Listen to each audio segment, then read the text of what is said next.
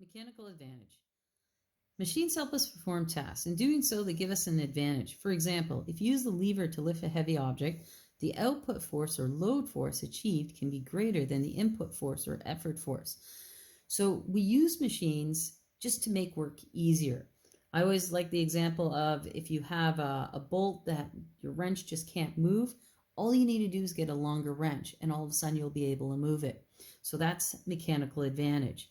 And there's two mechanical advantages that we can calculate. So there's the actual mechanical advantage. So that's what, really actually happens.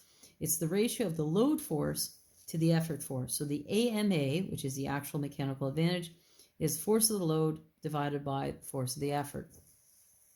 There's also, in a perfect world with no friction or anything, the ideal mechanical advantage, the IMA. And it's the ratio of the effort arm, or effort distance, to the load arm, or the load distance. So the IMA is equal to distance of the effort divided by distance of the load. So we know that the AMA is always going to be less than the IMA because of friction. So friction actually causes us to lose a little bit of our effort. We want to calculate both of them so we can figure out how efficient is this machine. So the percentage efficiency is just determined by dividing the AMA by the IMA. And I always remember this, the smaller number divided by the bigger number. Mechanical advantage. So we're going to try this example here. So a person jumps onto the end of a plank, which the plank here is my lever. This creates a large effort force of magnitude 9.2 times 10 to the 2 newtons. So we have this person on a raised platform. He's going to jump down onto this lever. What will happen is this side's going to go down, and this side's going to go up, and this person's going to fly into the air. So this is my load force. Okay, this is the object I'm trying to move. It says at the end of a board at a distance of 1.7 meters from the fulcrum. Remember, we always measure distance from the fulcrum. So this side is distance of the effort. He's going to land over here, and we're 1.7 meters away from the fulcrum. And then we know the other person is located 1.3 meters from the fulcrum. So he is 1.3 meters from the fulcrum. And he's going to move a huge distance. So someone's jumping down, the other person's going through the air. And I want to calculate a few different things. I want the AMA, the IMA, and the percentage efficiency. So we're going to start with the AMA.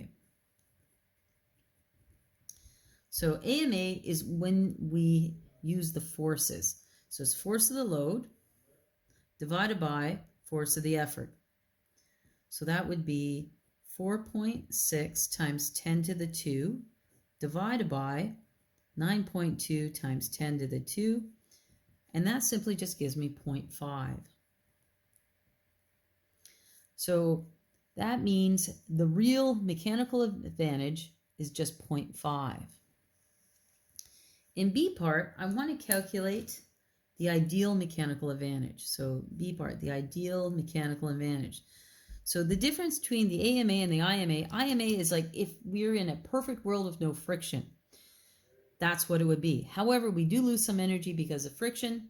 So that's where the actual value comes from. So the IMA is simply when we look at the distances and we compare the distances. So it's distance of the effort divided by distance of the load. Distance of the effort was 1.7. Distance of the load was 3.1. And that gives me 0.55.